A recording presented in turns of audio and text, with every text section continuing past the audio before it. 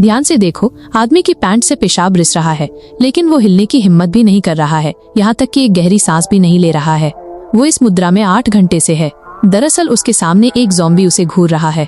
आदमी असल में एक मूर्ति बनकर अभिनय कर रहा था, लेकिन शहर में एक ज़ॉम्बी वायरस फैल गया और लगभग सभी लोग संक्रमित हो गए। अप्रत्याशित रूप से अपनी खास नौकरी की वजह से वो बच निकला। इस मुद्रा में लंबे समय तक रहने के कारण उसके पैर पहले ही सुन्न हो गए थे और उसके गालों पर बहुत पसीना आ रहा था। इस तरह से उसे ज़ॉम्बी का शिकार होना तय था। तभी अचानक एक और जिंदा बचा हुआ व्यक्ति उसी दिशा में भागा और उसने ज़ॉम्बी का ध्यान अपनी ओर खींच लिया। अचानक सभी ज़ॉम्बी उसकी ओर टूट पड़े, जिससे आदमी को सांस लेने का मौका मिल गया।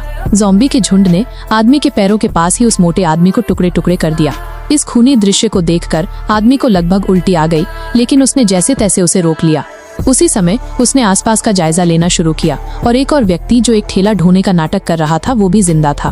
वो भी उस आदमी की तरह बच गया था और वो भी धीरे धीरे आगे बढ़ रहा था, ज़ॉम्बी के घेरे से निकलने की कोशिश कर रहा था। लेकिन तभी 2 ज़ॉम्बी एक सिर के लिए लड़ रहे थे और वो सिर उसके ठेले में गिर गया। आदमी एक पल के लिए खुद को रोक नहीं पाया और उसने वहीं पर पेशाब कर दिया, जिससे ज़ॉम्बी का बड़ा झुंड उसकी ओर आकर्षित हो गया।